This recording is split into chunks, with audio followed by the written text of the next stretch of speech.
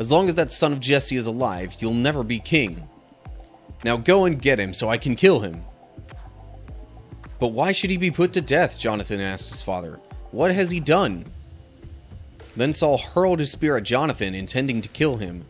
So at last Jonathan realized that his father was really determined to kill David. Then David bowed 3 times to Jonathan with his face to the ground. Both of them were in tears as they embraced each other and said goodbye, especially David. At last Jonathan said to David, "Go in peace, for we have sworn loyalty to each other in the Lord's name. The Lord is the witness of a bond between us and our children forever." Then David left, and Jonathan returned to the town. What's up, cool people? My name's Matt. Before we get started with our Bible study, just to let you know, I turned on dark mode on my browser and in Bible Gateway specifically, which is where I've been reading the verses from. So, yeah, just know that that's a thing. I did that partially because I finally got the blackout curtain installed that I wanted to. So the whole room was darker, and it seemed like it would have been real odd to just have bright white light from my computer screen, pretty much negating all this other lighting setup that I have going on. Anyway, okay, with that out of the way, welcome back to our Bible study. Alrighty, so we're looking at 1 Samuel chapter 20. Now, the past couple of chapters, Saul, the current reigning king of Israel, has had a bit of a grudge against David, who was anointed to be the next king. Because Saul did some stuff that God didn't like, and God's like, okay, well, your family's not going to keep ruling over Israel. I'm going to choose somebody else. But Saul has gotten jealous of David, made a couple of attempts to kill David, or at least get him killed. David has successfully eluded Saul thus far, and that's kind of the general gist of what's going on as we get into this chapter. So, here we go. 1 Samuel chapter 20. David now fled from Naioth in Ramah and found Jonathan. "What have I done?" he exclaimed. "What is my crime? How have I offended your father that he is so determined to kill me?" "That's not true," Jonathan protested. "You're not going to die. He always tells me everything he's going to do, even the little things. I know my father wouldn't hide something like this from me. It just isn't so." Then David took an oath before Jonathan and said, "Your father knows perfectly well about our friendship, so he has said to himself, 'I won't tell Jonathan. Why should I hurt him?' But I swear to you that I am only a step away from death. I swear it by the Lord and by your own soul." So, I mean, the past couple of chapters, as I said, have included multiple attempts of Saul to kill David. So, he knows, no matter what Jonathan may or may not be hearing from his father, he knows Saul's out to get him. Now, I know at one point Saul did say to Jonathan that he wasn't going to kill David, but again, like David just explained, Saul, who by the way is Jonathan's father, Saul knows about Jonathan and David's friendship. And so if he really wants to kill David, it would behoove Saul to not tell Jonathan. Otherwise, Jonathan is going to tell David, and that'll give David all the more opportunity to escape.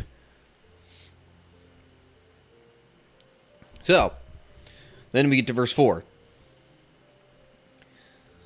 "Tell me what I can do to help you," Jonathan exclaimed. David replied, "Tomorrow we celebrate the New Moon Festival. I've always eaten with the king on this occasion, but tomorrow I'll hide in the field and stay there until the evening of the 3rd day. If your father asks where I am, tell him I asked permission to go home to Bethlehem for an annual family sacrifice. If he says fine, you will know all is well. But if he is angry and loses his temper, you will know he is determined to kill me. Show me this loyalty as my sworn friend, for we made a solemn pact before the Lord. Or kill me yourself if I have sinned against your father. But please don't betray him. Don't betray me to him. Okay, so David is normally part of this festival coming up, and there with Saul and all the other people that would normally be around there celebrating, but as a way of A, not putting himself in danger, and B, kind of getting a sense for Saul's intentions, David's not going to be there. In fact, he's going to hide. But Jonathan's supposed to ask him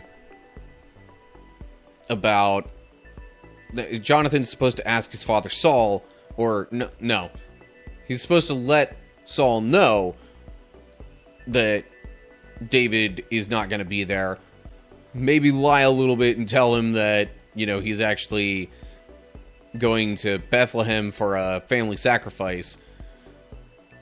Which would be weird that it falls in line with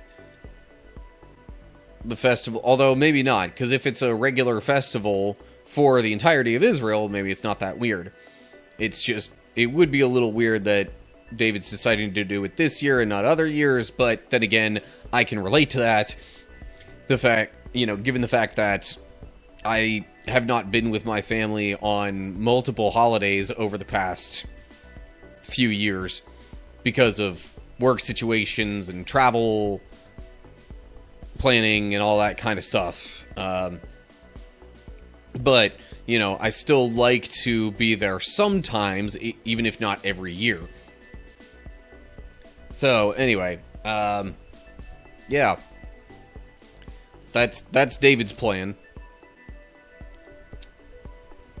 So, he has said to Jonathan, don't betray me to him, Saul.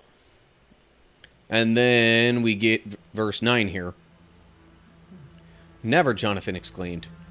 You know that if I had the slightest notion my father was planning to kill you, I would tell you at once. Then David asked, how will I know whether or not your father is angry? Come out to the field with me, Jonathan replied. And they went out together. They went out there together. Then Jonathan told David, I promise by the Lord, the God of Israel, that by this time tomorrow, or the next day at the latest, I will talk to my father and let you know at once how he feels about you. If he speaks favorably about you, I will let you know. But if he is angry and wants you killed, may the Lord strike me and even kill me if I don't warn you, so you can escape and live. May the Lord be with you as he used to be with my father. And may you treat me with the faithful love of the Lord as long as I live. But if I die, treat my family with this faithful love, even when the Lord destroys all your enemies from the face of the earth. Okay, so Jonathan's basically agreed to let David know either way about Saul's reaction and the indication of whether or not Saul wants to kill David. Now, it hasn't been stated exactly how he would do this, but, I mean, if it's really that secret of a place, then it shouldn't be that difficult to arrange. But, let's read on and maybe see a little more. Verse 16. So Jonathan made a solemn pact with David, saying, May the Lord destroy all your enemies. And Jonathan made David reaffirm his vow of friendship again, for Jonathan loved David as he loved himself. Then Jonathan said, Tomorrow we celebrate the new moon festival. You will be missed when your place at the table is empty. The day after tomorrow, toward evening, go to the place where you hid before, and wait there by the stone pile. I will come out and shoot 3 arrows to the side of the stone pile, as though I were shooting at a target. Then I will send a boy to bring the arrows back. If you hear me tell him they're on this side, then you will know, as surely as the Lord lives, that all is well, and there is no trouble. But if I tell him, go farther, the arrows are still ahead of you, then it will mean that you must leave immediately, for the Lord is sending you away. And may the Lord make us keep our promises to each other, for he has witnessed them. Okay, so this is the method of communication. It's not just going to be a simple, Jonathan will go out to David and tell him, because that might be too obvious, or at least too suspicious. So instead he's going to do this thing with the arrows and sending a boy out to retrieve them. If he says one thing, all is good. If he says another thing, David should run. Let me check the footnotes here. Hebrews says, with the house of David. So that would read, so Jonathan made a solemn pact with the house of David. Which basically would just extend to his family as a whole, not just to David himself. Especially, like, his wife, any kids he has, anything like that. Which, that was kind of the agreement Jonathan was wanting David to make with him, was, you know, to treat his family well, also. Then we get to this footnote here. Hebrews says the stone Ezel, or Ezel, I don't know. Meaning the Hebrew's uncertain. In any case, it might have been... The fact that it had a name like that might have made it a little more significant of a landmark.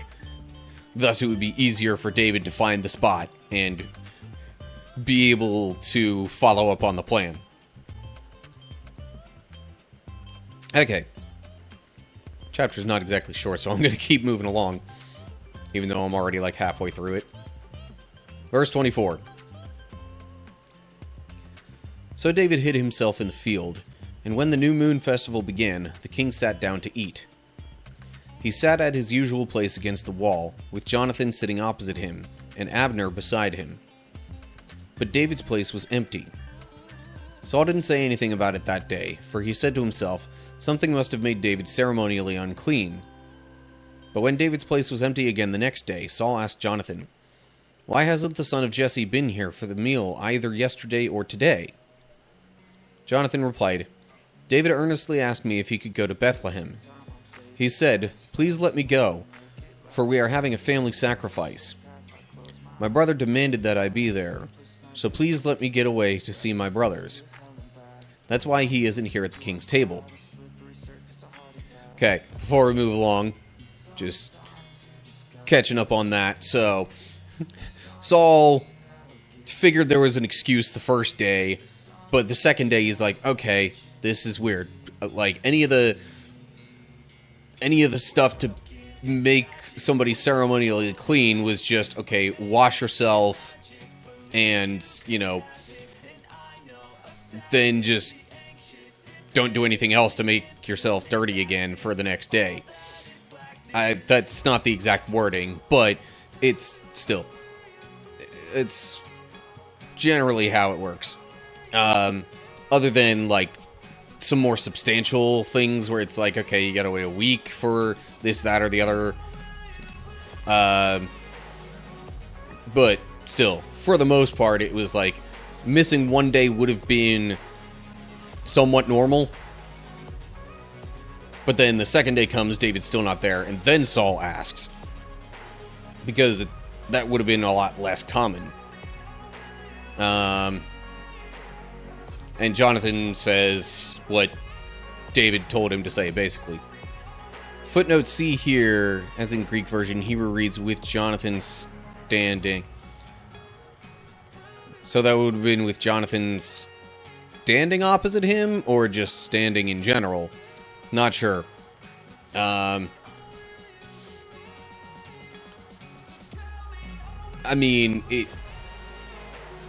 it would have made sense for them to be opposite each other, at a feast like this because, you know, the most respected guests would typically sit at the ends of the table to make it easier for the rest of the table to see them.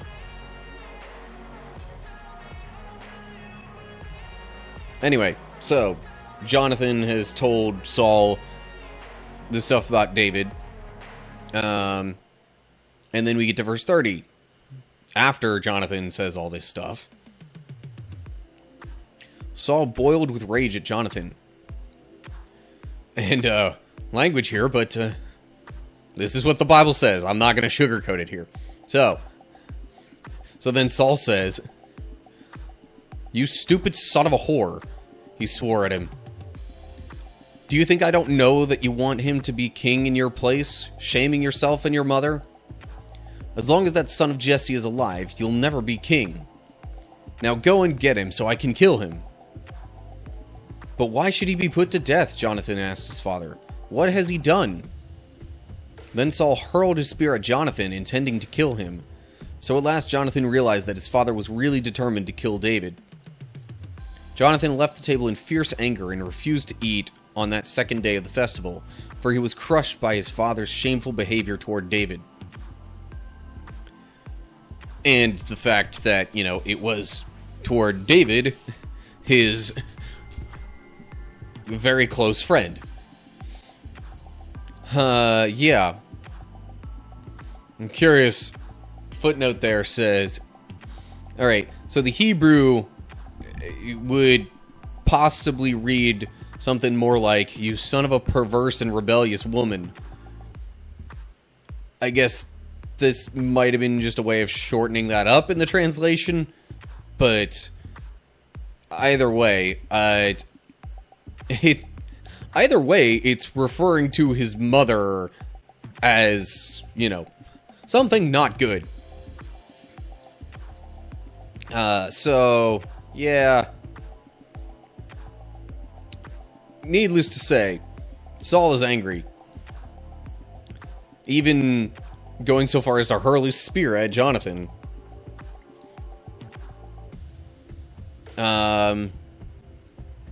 So, Jonathan's obviously angry, because he doesn't see why David deserves this. He doesn't want his friend to die. Or himself. And the fact that his father's being ridiculous about all this, all things considered. And then we get to verse 35. The next morning, as agreed, Jonathan went out into the field and took a young boy with him to gather his arrows. "Start running," he told the boy, "so you can find the arrows as I shoot them." So the boy ran, and Jonathan shot an arrow beyond him. When the boy had almost reached the arrow, Jonathan shouted, "The arrow is still ahead of you. Hurry, hurry, don't wait." So the boy quickly gathered up the arrows and ran back to his master. He, of course, suspected nothing. Only Jonathan and David understood the signal. Then Jonathan gave his bow and arrows to the boy and told him to take them back to town. As soon as the boy was gone, David came out from where he had been hiding near the stone pile. Then David bowed 3 times to Jonathan with his face to the ground. Both of them were in tears as they embraced each other and said goodbye, especially David. At last Jonathan said to David, "Go in peace, for we have sworn loyalty to each other in the Lord's name. The Lord is the witness of a bond between us and our children forever." Then David left, and Jonathan returned to the town. So, that's pretty much just Jonathan acting upon the agreement he and David made regarding how to, you know, signal him. It does seem a little odd and unnecessary to go through all that trouble of using those signals and such when they just wind up approaching each other and I was gonna say and hugging it out. I wasn't sure for a second there. I had to double check, but yeah, it says they embraced each other. So yeah, they. Either way, the fact that they then talked with each other seems odd that they had to, you know, have that signal. But I guess the whole shooting the arrows thing would have made Jonathan going out there in the first place less suspicious. So after that's all communicated, they pretty much say their goodbyes, and then, you know, once they've gotten through their sorrow, grief, whatever you want to call it, through their emotions, they you know, part ways. Jonathan obviously going back to the town, probably, you know, to where he and Saul lived. And then David going somewhere else. It doesn't really say where David went, but maybe we'll get to that later. Let me just double check these couple of footnotes here. Stone pile is in the Greek version. Hebrew reads near the south edge. Okay, so that one says near the south edge, even though the previous footnote about the stone pile, like, had a specific name to it. I mean, they can't both be true. Don't get me wrong. But, I guess this just gives it a little more of a location relative to the town, I guess. And then the final footnote here, well, I could just look down at the bottom for this one. So this last verse, or this sentence here saying David left and Jonathan returned to the town, it just says that that sentence was actually 21:1 in the Hebrew text. So basically the start of the next chapter. But anyway, okay. I don't know if I really have too many other thoughts on that. Just a lot of more evidence of Saul having it out for David. But also, you know, a lesson in a way that even if people around you, even people who are very close to you, you know, are doing something wrong, that doesn't mean that you have to continue in the way that they go. You can actually, you know, take measures to mitigate whatever damage they might have in mind. Or, you know, basically help things not be so bad.